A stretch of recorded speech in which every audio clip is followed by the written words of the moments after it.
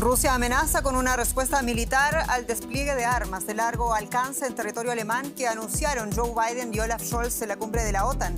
Se trata de unidades Tomahawk, SM-6 y armas hipersónicas con capacidad nuclear y un alcance de más de 2.000 kilómetros orientados, dicen, a reforzar las defensas europeas ante un eventual ataque ruso a los aliados de la OTAN. Vamos en breve por todos los detalles. Soy Jenny Pérez, aquí en Berlín.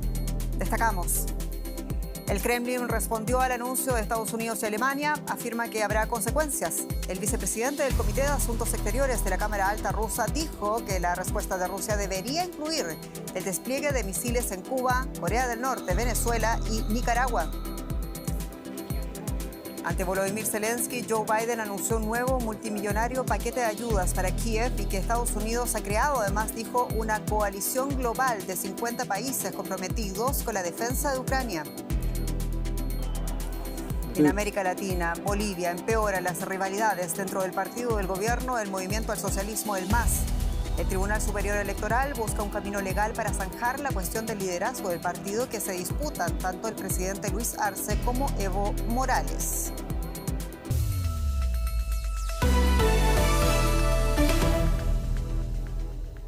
El anuncio de que Estados Unidos desplegará misiles de largo alcance en territorio alemán a partir del año 2026 y la consiguiente respuesta de Rusia recuerdan los tiempos de la Guerra Fría, cuando ambas potencias iniciaban una escalada armamentística en el corazón de Europa.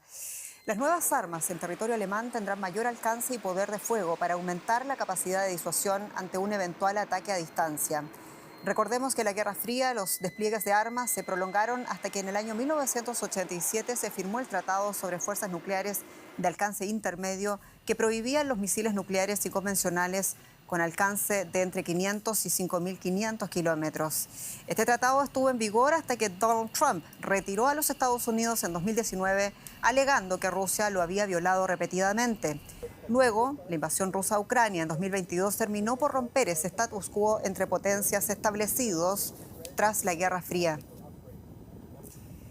Son otros tiempos y lo son también para el canciller alemán Olaf Scholz, quien ya celebraba el anuncio desde Washington. Dijo que es producto de un proyecto que llevaba planificándose hace un tiempo con los Estados Unidos. Vamos a escuchar parte de las declaraciones del canciller alemán. Creo que es el momento adecuado para tomar las decisiones correctas. Y añadiré otro aspecto que me parece importante. Estados Unidos ha decidido desplegar sus capacidades de ataque de precisión en Alemania, lo que me parece una decisión muy acertada y que encaja con todas las decisiones que ya hemos tomado. Ampliamos rápidamente con Carolina Chimoy en el estudio parlamentario. Carolina, el canciller alemán Olaf Scholz dijo que este es el camino para garantizar la seguridad y la paz para Alemania y Europa, pero ¿cómo defiende el canciller esta decisión ante la oposición política y también ante la propia opinión pública de Alemania? Bueno, Jenny, como bien decías, el primer argumento y el más importante que está brindando Scholz es que esto es necesario para la seguridad de Alemania y para la seguridad de Europa. Y es que estamos viendo que muchos países, Jenny, a nivel global, ya se están preparando para lo que piensan podría llegar a ser una nueva presidencia del presidente Trump en Estados Unidos. Entonces se quieren cerrar alianzas, se quieren cerrar acuerdos con Estados Unidos, en este caso concretamente entre Alemania y Estados Unidos, para obtener una especie de seguridad por parte de Estados Unidos, de garantía por parte de Estados Unidos, que va más allá del artículo 5 de la OTAN, que dice que un ataque a un país miembro de la OTAN sería un ataque a todos y en ese caso todos tendrían que salir a la defensa. Este es un acuerdo entre Alemania y Estados Unidos y por el temor a una posible presidencia de Trump, ese es uno de los impulsos que ha llevado a que Estados Unidos y Alemania firmen esto. Ahora, hay varias críticas, claro, por parte de la oposición, también por parte de votantes aquí en Alemania, y es que ven una cierta contradicción, porque como bien sabes, en las últimas semanas aquí en Alemania el discurso político ha estado marcado por esas negociaciones sobre el presupuesto 2025 alemán. Y en este sentido, el ministro de Defensa alemán Pistorius pedía más de 6.000 millones de euros para su sector, para el sector de defensa, un sector que realmente tiene que ser modernizado en Alemania, que no está a la altura del ejército de otros miembros de la OTAN. Sin embargo, después de estas negociaciones, el canciller Scholz solo le ha dado 1.000 millones de euros para este propósito. Entonces, muchos critican esa contradicción. Por un lado, cerrar alianzas, cerrar acuerdos, decir que Alemania y Europa necesitan más seguridad, y por otro lado, no invertir el dinero que muchos esperan. Muy interesante contradicción. Muchas gracias, Carolina Chimoy. Un abrazo. Saludos, Jenny. Un gusto. Bueno, ¿y qué ha dicho Rusia de todo esto? La noticia del despliegue de misiles ha sido recibida con advertencias sobre las posibles consecuencias. En el último comunicado del Kremlin dijo que los misiles de Estados Unidos de largo alcance en Alemania apuntan a una vuelta a la Guerra Fría. El portavoz de la presidencia rusa, Dmitry Peskov, anunciaba que Rusia estudiará medidas sopesadas, coordinadas y eficaces para contener lo que llamó muy grave amenaza de la OTAN a la seguridad de Rusia. Unas medidas que, según sugirió el vicepresidente del Comité de Asuntos Exteriores de la Cámara Alta, Vladimir Zavarov, debería incluir el despliegue de misiles rusos en Cuba, Corea del Norte, Venezuela y Nicaragua. Más temprano, el periodista experto en Rusia, Ricardo Marquina, ponía en contexto la respuesta rusa y el aumento de la militarización en el contexto de la invasión a Ucrania en 2022, que dio también paso a una guerra que sabemos se libra hasta el día de hoy. Escuchemos. Pues Moscú ha respondido de manera contundente, al menos de manera verbal. Aseguran que una respuesta militar está ya en camino al anuncio de la colocación por parte de la OTAN de misiles en territorio alemán. Desconocemos cuáles serán los detalles de esta respuesta, si se tratará de nuevos misiles de medio y largo alcance, quizás en Kaliningrado, Leningrado o incluso de nuevo en Bielorrusia. Lo cierto es que estamos frente a una militarización enorme del continente europeo, con este anuncio de la OTAN que viene a sumarse al hecho hace prácticamente un año por parte de Rusia y Bielorrusia de la colocación de misiles con capacidad nuclear a las puertas de Europa en territorio bielorruso, que dejarían a casi tiro de piedra países como Alemania, Polonia o la República Checa. Y la escalada entre potencias no ha parado desde la invasión rusa a Ucrania en 2022. Es en ese contexto que hoy el presidente de Estados Unidos, Joe Biden, anunciaba un nuevo paquete de asistencia militar de $225 millones para Ucrania durante un encuentro con su homólogo ucraniano Volodymyr Zelensky en el marco de la cumbre de la OTAN en Washington. Y este es el octavo paquete de ayuda desde que el Congreso aprobara en abril un monto de $61.000 millones. Según detalló el Pentágono en un comunicado, el nuevo paquete de ayuda militar incluye los sistemas antiaéreos Patriot, que Biden ya anunció que enviaría a Ucrania hace 2 días, además de misiles tierra-aire Stinger y misiles antitanque Javelin, muy utilizados por las tropas ucranianas. Igualmente se incluyen diferentes tipos de municiones y equipos, entre otras armas. Y el presidente ucraniano Volodymyr Zelensky dijo que el ataque perpetrado por Rusia contra el principal hospital infantil de Kiev hace 2 días y otras ciudades ucranianas causó al menos 41 víctimas civiles en la ofensiva aérea más letal de los últimos meses. Y por ello pidió también a los líderes de la OTAN que eliminen todas las restricciones a las armas occidentales que emplean los soldados ucranianos en la guerra. Escuchemos. Por supuesto, si queremos vencer, si queremos prevalecer, si queremos salvar nuestro país y defenderlo, necesitamos eliminar todas las restricciones. He hablado de esto con los socios, con dirigentes del Reino Unido, el presidente de Estados Unidos, el secretario general, con todos ellos. Y la enviada especial de Deutsche Welle a Washington, Laura Iglesias, nos hablaba de este nuevo pedido de Zelensky sobre el levantamiento de restricciones a las armas occidentales en territorio ruso, algo que finalmente fue descartado. Escuchemos. Desde aquí, desde el último día de la cumbre de la OTAN, el presidente de Ucrania, Volodymyr Zelensky, ha agradecido a sus aliados la concesión de decenas de baterías de sistemas de defensa antiaérea para contrarrestar los bombardeos de Rusia. Ha agradecido también la concesión de F-16, estos aviones que Ucrania esperaba ya desde hace un año y que van a empezar a llegar este verano. Pero desde esta cumbre, la principal petición de Volodymyr Zelensky ha sido que sus aliados le permitan utilizar las armas occidentales para atacar adentrándose en Rusia los lugares, los aeródromos, desde donde Rusia lanza sus ataques contra objetivos civiles en Ucrania. Ya se vio que el permiso concedido por Estados Unidos, por Francia y por Reino Unido para utilizar sus armas poco más allá de la frontera de Rusia para contrarrestar la ofensiva iniciada en Kharkiv, pues paraba esa ofensiva el pasado mes de mayo.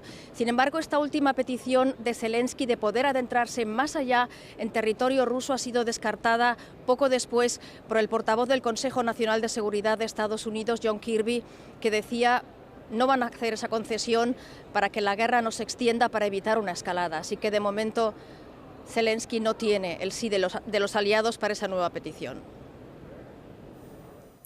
Y cambiamos ahora de asunto, hablamos de la otra guerra. La ONU ha expresado su profunda preocupación por las últimas órdenes de evacuación dadas por Israel el miércoles. Por segunda vez desde el inicio de la guerra en Gaza con la milicia terrorista Hamas, se ha exhortado a todos los civiles palestinos a abandonar la ciudad de Gaza.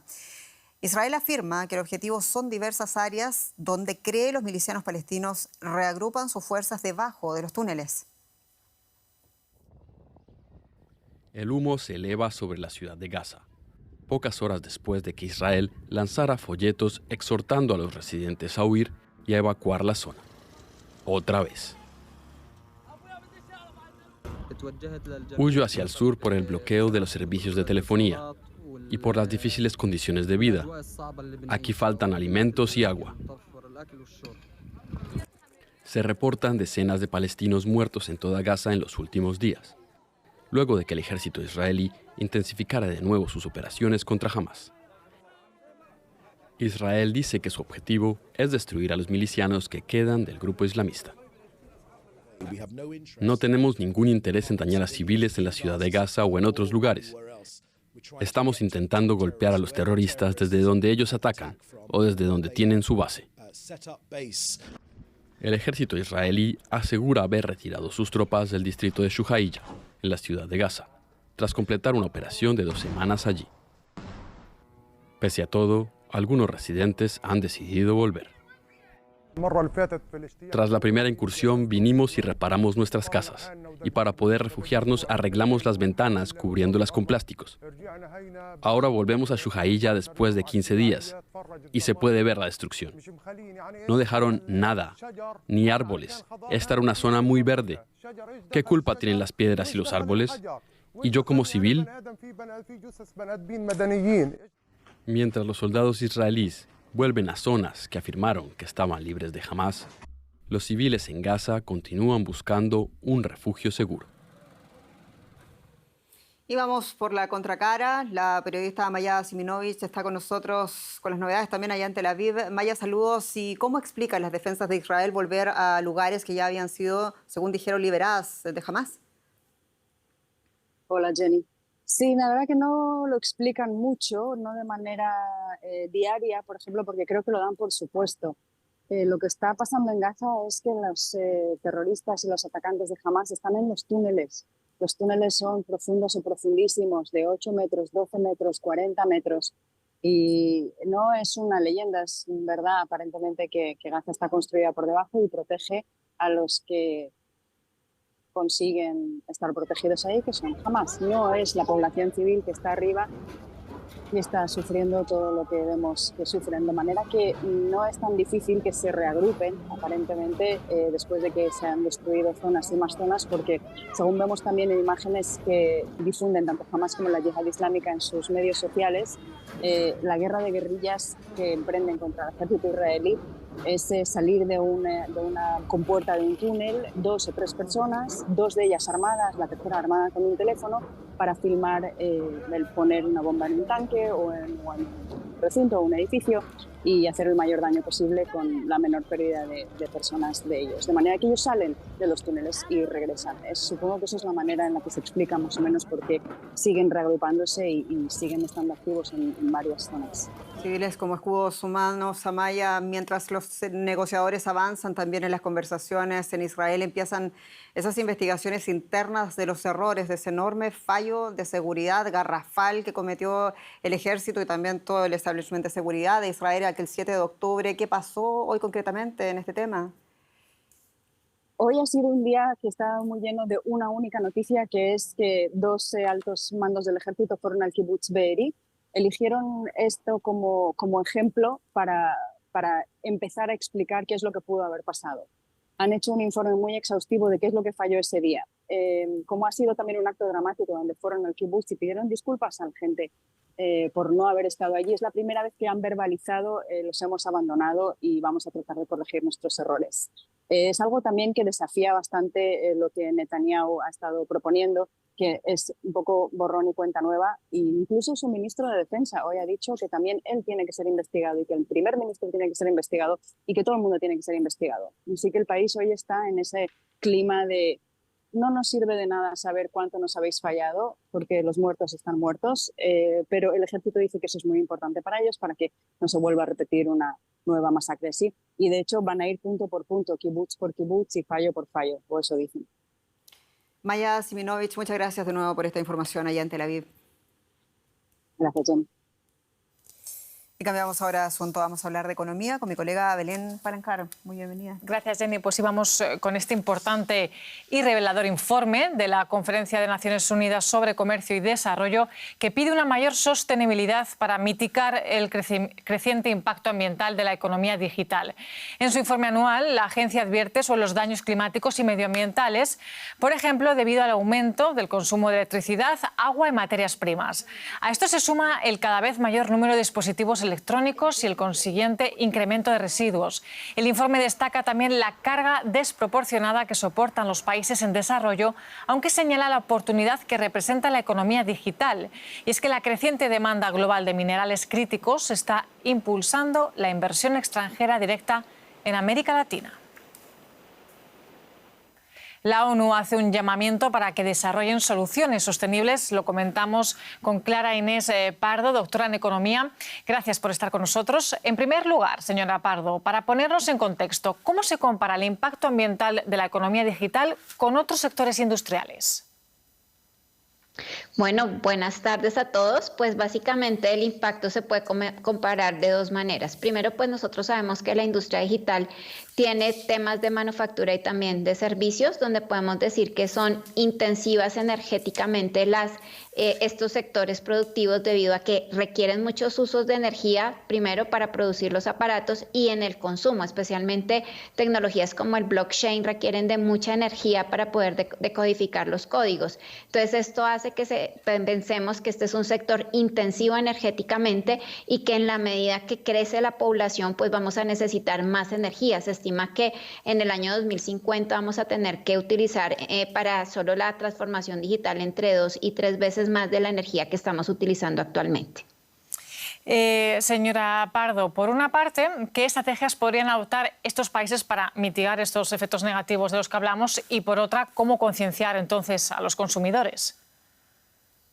Bueno, primero que todo, las empresas que producen tecnología y demás deben mirar hacia la sostenibilidad.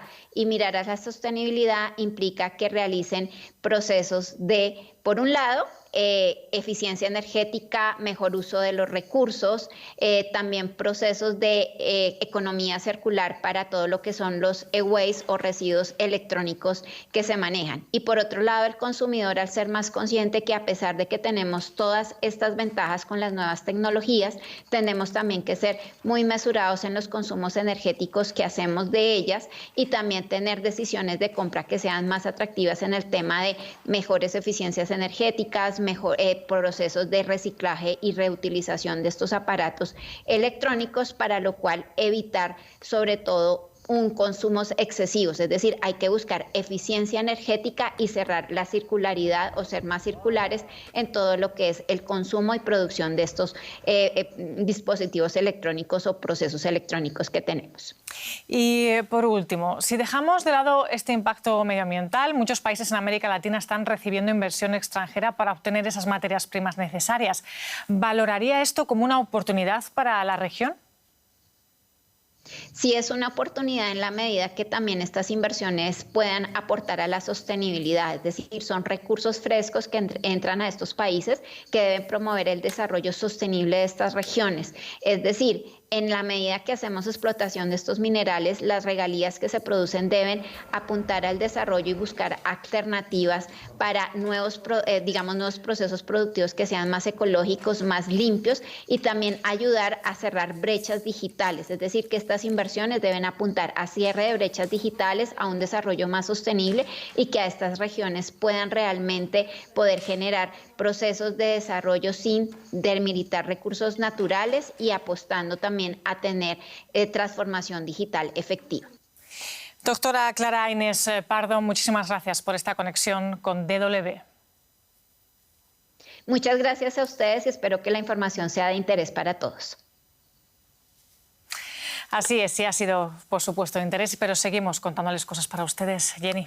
Interesante y también complejo lo que está pasando, Belén, en Bolivia, donde tras el fallido golpe de Estado o autogolpe para los críticos incrédulos, empeora los ánimos y también las rivalidades dentro del partido del gobierno, que es el Movimiento al Socialismo, MAS por sus siglas. El actual presidente Luis Arce y su antecesor en el cargo, el líder histórico del partido, Evo Morales, disputan abiertamente el liderazgo de cara a esas elecciones generales del año 2025. El Tribunal Superior Electoral intenta a esta hora acordar ese marco legal de los comicios. En esta coyuntura, la disputa entre arcistas y evistas escaló en las calles de Bolivia.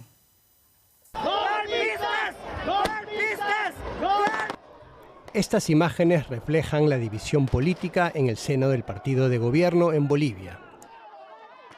Seguidores del Movimiento al Socialismo, el MAS, se enfrentan entre ellos en una plaza de La Paz. La disputa por el poder entre el actual presidente, Luis Arce, y su predecesor y líder histórico del MAS, Evo Morales, se traslada a las calles. Mirá lo que hacen los evistas. Mirá, con esta piedra le han dado, ahí está. No muy lejos, los líderes de los partidos políticos y las autoridades electorales intentan lograr un acuerdo para sentar las bases de las elecciones generales de 2025.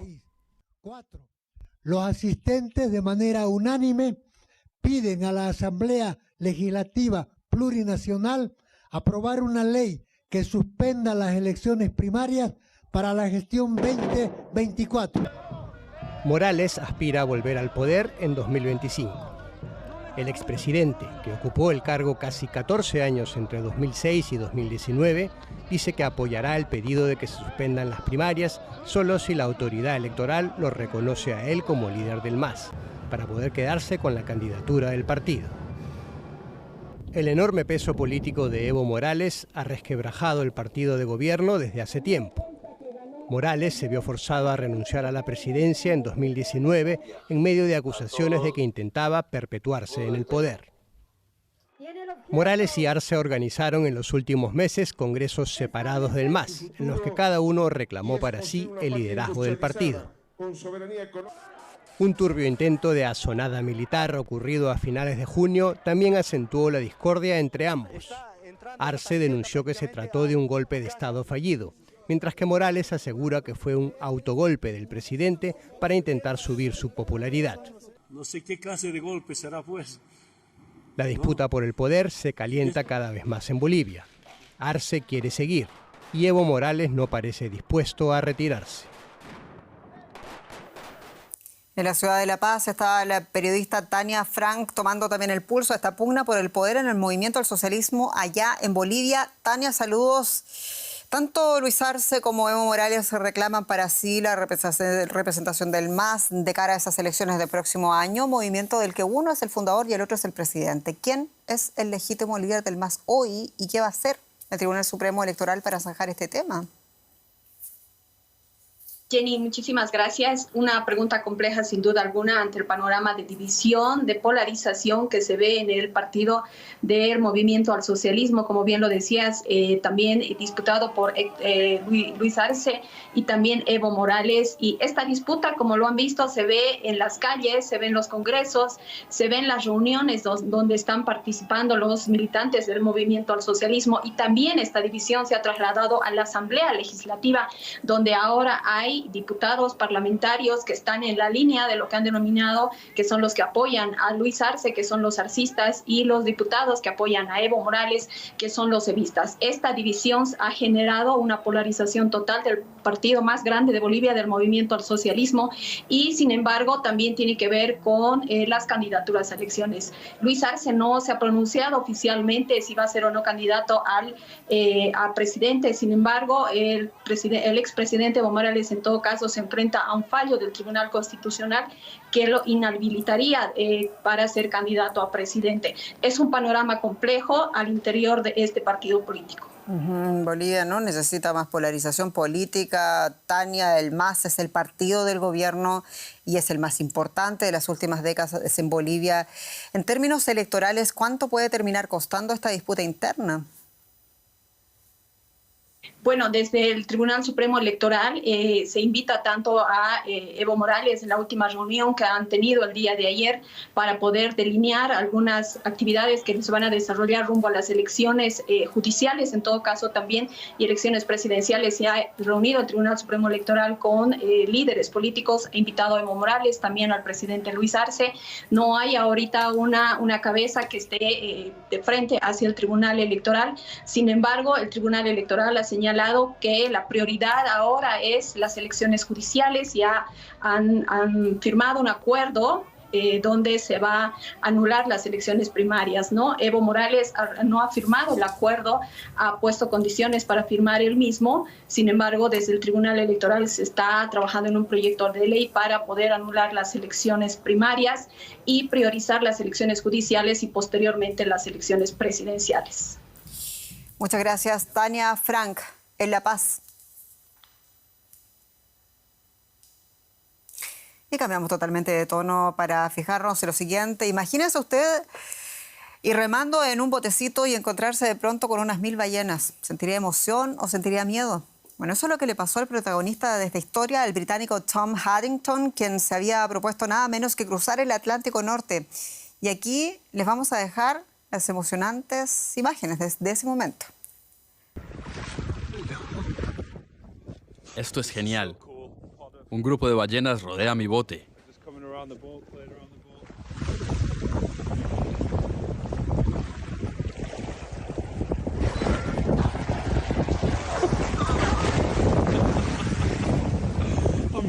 Me encanta, pero tengo miedo de que golpeen el timón. Están tan cerca. Puedo oírlas haciendo burbujas.